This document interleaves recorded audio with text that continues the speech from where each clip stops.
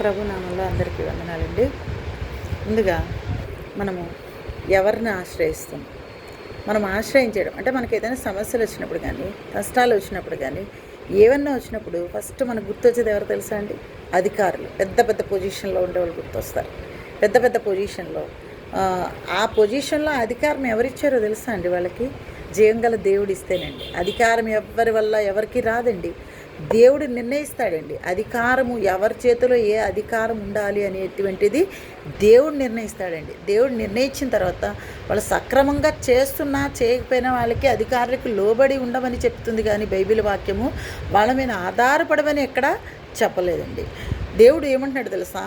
నీవు అధికారులను ఆశ్రయించడం కంటే, రాజులను ఆశ్రయించడం కంటే యెహోవానైన నన్ను ఆశ్రయించు. నన్ను ఆశ్రయిస్తే నీ సంకటాలన్నీ, నీకున్నటువంటి ప్రాబ్లమ్స్ అన్నీ నేను సాల్వ్ చేస్తాను. ఆ సాల్వ్ చేయగలిగే కెపాసిటీ ఉన్నవాడిని నేనే అని చెప్పేసి దేవుడు చెప్తున్నాడు. కానీ మనం ఏం చేస్తాం తెలుసా అండి? మనం అధికారులు కావాలండి, మనకి రాజులు కావాలి. మనకి ఎవరు ఏ సహాయం చేసినప్పటికీ కూడా మన మీద ఏదో ఒక ఎక్స్పెక్టేషన్ ఉంటుందండి. ఊరికినే ఎవరికి సహాయం చేయరండి. ఒకవేళ చేస్తే నిజంగా వాళ్ళలో దేవుని ఆత్మ ఉన్నట్టేనండి. ఎవరు ఊరికే ఎవరికి సహాయం చేయరు. ఏదో ఎక్స్పెక్టేషన్స్ ఉంటుంది, ఏదో ఎక్స్పెక్టేషన్స్తో చేస్తారు. మనకి సమస్య వచ్చినప్పుడు ఒకళ్ళ అధికారులను ఆశ్రయించినప్పుడు ఏదో ఒక ఎక్స్పెక్టేషన్ ఉంటుంది. వాళ్ళు నీకు సమస్య తీర్చారా? వాళ్ళు నీతో ఓట్లు అడగడము, లేకపోతే మరో నీతో ఏదో పని చేయించుకోవడము, ఏదో ఒకటి మీద అంటే మొత్తానికి నువ్వేమిస్తావు నేనేం తీసుకుంటాను అన్నట్టు ఉంటుందండి. కానీ దేవుడు మన నుంచి ఏమి కోరుకోడండి. ఎప్పుడు ఆయన నీతిగా ఉండడము, ఆయనలో ఉండడమే ఆయన కోరుకుంటాడండి. ఆయన ఎప్పుడు నీ నుండి ప్రత్యేకంగా ఏమి కోరుకోడండి బదులు.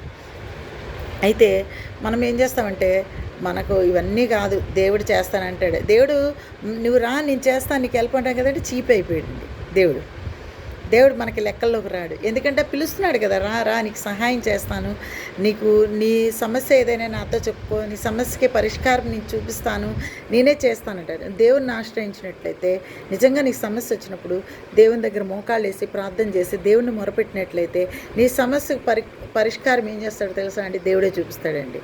ఎవరితో చేపించాలో అది నువ్వు వాళ్ళకి ఇష్టం ఉన్నా లేకపోయినా దేవుడే చేపిస్తాడండి వాళ్ళతోటి.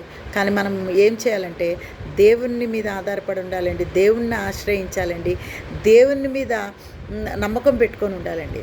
అప్పుడు దేవుడు మనకి ఏం చేస్తాడో తెలుసా అండి?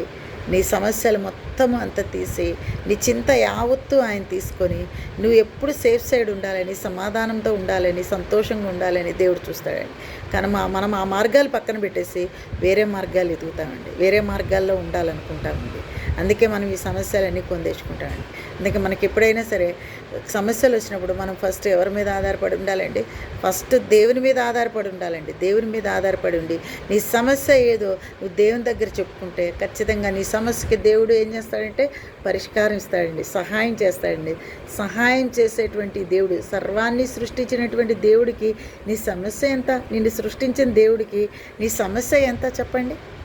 తండ్రి దగ్గరికి పిల్లలు వెళ్ళాలి, అంతేగాని తండ్రి దగ్గరికి వెళ్ళకోకుండా ఎక్కడెక్కడికో వెళ్తే తండ్రి ఎలా సంతోషిస్తాడో ఒకసారి చెప్పండి.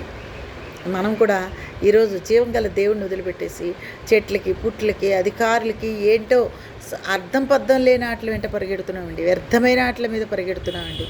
అలాంటివన్నీ మనము పరిగెట్టకుండా మనం జీవంగల దేవుని మీద భారాన్ని మోపుతూ ఆయన మీద జీవిస్తున్నట్లయితే ఆయన మనకి సమస్తము సమకూరుస్తాడండి, సమస్తము చేస్తాడండి. వాగ్దానం ఇచ్చిన దేవుడు నమ్మదగ్గవాడని బైబిల్ వాక్యం సెలవిస్తుందండి. ఈ వాక్యంతో నన్ను నేను హెచ్చరించుకుంటూ మిమ్మల్ని హెచ్చరిస్తూ ముగిస్తున్నాను. వందనాలు.